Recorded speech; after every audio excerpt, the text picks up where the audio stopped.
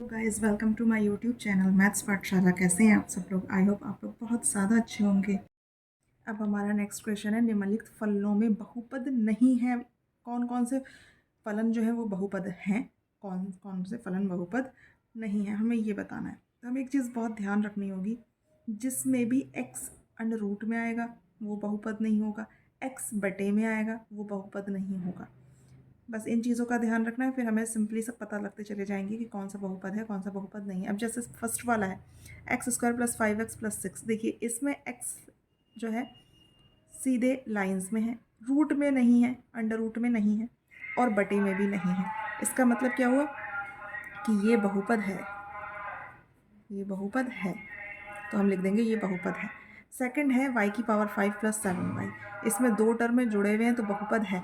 इसमें कोई भी टर्म अंडर रूट में नहीं है, कोई भी टर्म जो है बटे में नहीं है, मतलब y का कोई भी टर्म अंडर रूट में नहीं है और y का कोई भी टर्म बटे में नहीं है, तो ये जो है ये बहुपद है।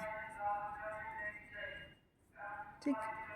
थर्ड वाला है, देखिए √x + 2x, तो इसमें x अंडर रूट में आ गया। जैसे ही कोई भी x y z का टर्म अंडर रूट में आता है और वो अंडर रूट से बाहर नहीं निकल पाता है, तो वो जो है बहुपद नहीं होता है, तो लिख देंगे ये बहुपद नहीं है। थर्ड वाला है x + 1/x, देखिए इसमें 1/x आ गया। क्या ये ऊपर जाएगा? ये ऊपर कोई ऐसी चीज़ है जिससे ये x कट जाए? नहीं है ना। इसका मतलब ये है कि ये बहुपद नहीं है।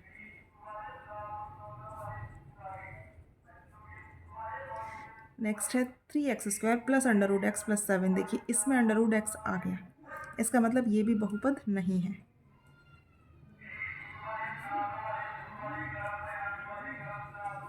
नेक्स्ट है x² + 1/x², मल्टीप्लाई है बीच में, x² - 1/x²। अगर हम इसे सॉल्व भी कर लेंगे ना तब भी हमारा क्या आ जाएगा, देखिए a + b a - b, तो a² यानी x² का स्क्वायर माइनस b² यानी 1/x² का स्क्वायर, यानी x⁴ - 1/x⁴, यानी बटे में तब भी x का टर्म आ रहा है।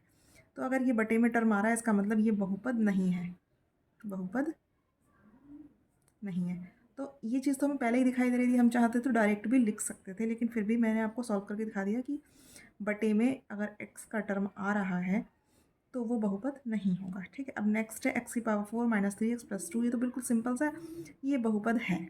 ठीक है, ये बहुपद है। आई होप आपको समझ में आ गए होंगे कि कौन कौन से बहुपद होते हैं, कौन कौन से बहुपद नहीं होते हैं। अब हमारा नेक्स्ट क्वेश्चन है, निम्नलिखित व्यंजकों में एक पदी, द्विपदी और त्रिपदी बताइए। ये इस टाइप के सवाल हमने 6th क्लास में भी पढ़े थे, 6th क्लास से पढ़ते ही आ रहे हैं इस टाइप के सवाल कि कौन से एक पदी होते हैं, कौन से द्विपदी होते हैं, कौन से त्रिपदी होते हैं। जो सिंगल टर्म होता है वो एक पदी टर्म कहलाता है, जो जिनमें दो पद होते हैं वो द्विपदी टर्म कहलाते हैं, और जिनमें 3 पद होते हैं वो त्रिपदी कहलाते हैं। ठीक है, तो देखिए इसमें तो कुछ सॉल्व करने की ज़रूरत ही नहीं है। 10x में ये तो एक पदी दिखाई दे रहा है, एक पदी। ठीक है, क्योंकि 10x दो ज़रूर हैं ये, लेकिन आपस में मल्टीप्लाई में है, तो अगर 2 और 3 के मल्टीप्लाई करोगे तो 6 एक ही टर्म तो आएगा, है ना। तो इन दोनों के ये मल्टीप्लाई में यानी कि एक ही टर्म है, इसमें कुछ भी जुड़ा हुआ या कुछ भी घटा हुआ नहीं है, तो ये एक पदी टर्म कहलाएगा। ठीक है, ये देखिए 5x² + 3x, एक टर्म ये हो गया, एक टर्म ये हो गया, टोटल कितने टर्म हो गए? 2, तो ये हो जाएगा द्विपदी।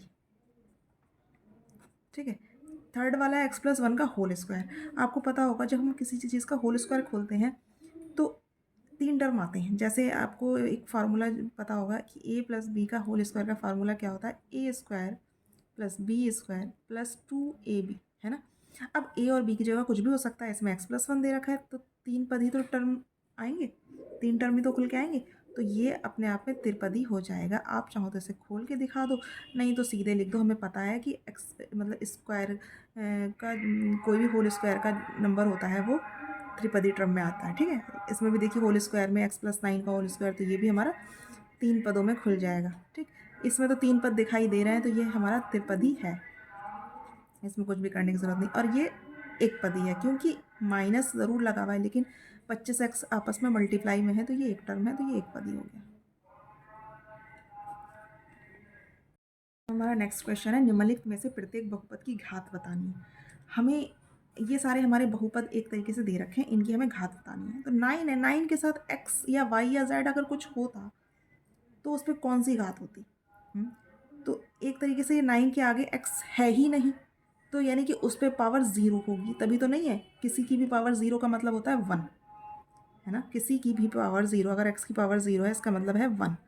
तो क्या कहते हैं, 9x0 का मतलब हो जाएगा 9 इंटू 1 यानी 9, है ना। तो x की पावर क्या है, ज़ीरो, और हमें पावर ही तो बतानी है, यानी घात ही तो बतानी है। तो लिख देंगे की घात, इस कॉमा लगा देंगे, की घात क्या हो जाएगा, ज़ीरो।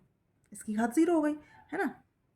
ये ज़ीरो है, इसकी घात क्या हो जाएगी, इसकी घात भी ज़ीरो हो जाएगी, क्योंकि वही बात है कि ज़ीरो इंटू एक्स की पावर ज़ीरो बराबर कितना हो जाएगा, ज़ीरो इंटू 1 यानी ज़ीरो, है ना। बात तो वही आएगी।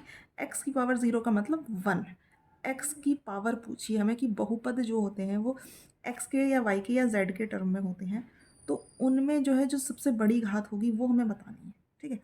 तो इसमें तो कुछ है ही नहीं, कुछ नहीं है, इसका मतलब ज़ीरो हो जाएगी घात, ठीक है। अब इसकी घात हमें बता आसानी से दिख जाएगी। इसमें एक्स का एक ही टर्म है ना, एक्स की पावर एक कहलाएगी। जब एक्स पे कोई पावर कुछ नहीं दिखाई देता, कोई नंबर नहीं दिखाई देता, इसका मतलब होता है एक्स की घात एक, तो इसकी घात हो जाएगी एक। इसमें इसकी घात क्या हो जाएगी, इसकी घात हो जाएगी, देखिए सबसे बड़ी पावर क्या है, 2, एक्स की पावर 2 सबसे बड़ी घात है ना। इसमें एक्स की पावर 1 है, इसमें एक्स की पावर 0, तो जो सबसे बड़ी घात होती है वो ले लेते हैं, बहुपद की सबसे बड़ी घात, ठीक। प्रत्येक बहुपद की घात का मतलब यही है कि हमें बहुपद की सबसे बड़ी घात को ही बताना है। अब इसमें क्या हो जाएगा, इसमें सबसे पहले इसे सॉल्व कर लो। देखिए 2 है और x की घात 1 और x की घात 2 मिलकर x की घात बन गई 3, प्लस 2 नेम 18x। तो इसकी घात क्या हो जाएगी, इसकी घात हो जाएगी घात 3। अब ये नीचे वाला है, ये वाला लास्ट वाला, इसमें क्या करेंगे, इसमें x कॉमन लेके काट देंगे। x लिया, अंदर आ जाएगा x square plus 2x plus 4 और अपॉन x से x ख़त्म हो गया, आ जाएगा x square plus 2x plus 4। तो इसकी घात कितनी हो जाएगी, इसकी घात हो जाएगी 2, क्योंकि इसकी मैक्सिमम घात क्या है, 2, ठीक है।